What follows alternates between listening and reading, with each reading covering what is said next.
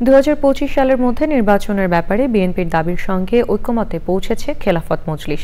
বৈঠক শেষে জানানো হয়েছে 5 আগস্টের আগের মতোই রাজনৈতিক দলগুলোর মধ্যে ঐক্য ধরে রাখতে চায় বিএনপি। মার্কিন যুক্তরাষ্ট্রের নতুন প্রেসিডেন্ট দায়িত্ব নিলেও বাংলাদেশের সঙ্গে সম্পর্কের কোনো পরিবর্তন হবে না বলে মনে করে বিএনপি। রাহুল রায়ের রিপোর্ট।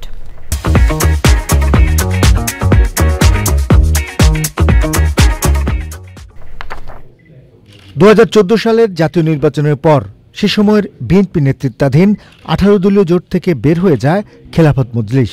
এর দীর্ঘদিন পর গুলশান কার্যালয়ে বিএনপির সঙ্গে আনুষ্ঠানিক বৈঠক করল দলটি।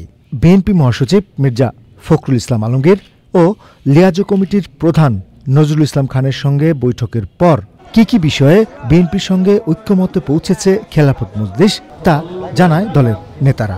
জাতীয় ঐক্য সুসংহত করার জন্য আন্তঃদলীয় সংলাপকে অব্যাহত রাখা, দ্রুত সময়ের মধ্যে প্রয়োজনীয় সংস্কার সম্পন্ন করে 2025-এর মধ্যে জাতীয় নির্বাচন ব্যবস্থা করা, দ্রব্যমূল্য নিয়ন্ত্রণ, আইনশৃঙ্খলা পরিস্থিতির উন্নয়নের উদ্যোগ নিতে হবে।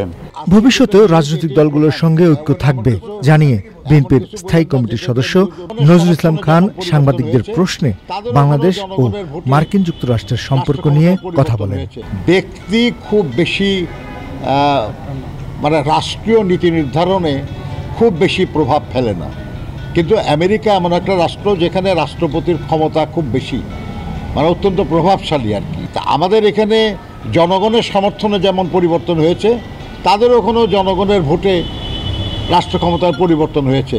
আমরা বিশ্বাস করি যে দুটি গণতান্ত্রিক দেশ এবং দুটি সরকারি গণতান্ত্রিকভাবে সমর্থিত, অতএব এই দুই সরকারের মধ্যে এবং এই দেশের মধ্যে সম্পর্কের খুব একটা পরিবর্তন হবে বলে আমি মনে করি না। নজরুল ইসলাম খান জানিয়েছেন, সংস্কার প্রস্তাবগুলো নিয়ে প্রধান উপদেষ্টার সঙ্গে রাজনৈতিক দলগুলোর আলোচনায় বিএনপির অবস্থান জানাবেন তারা।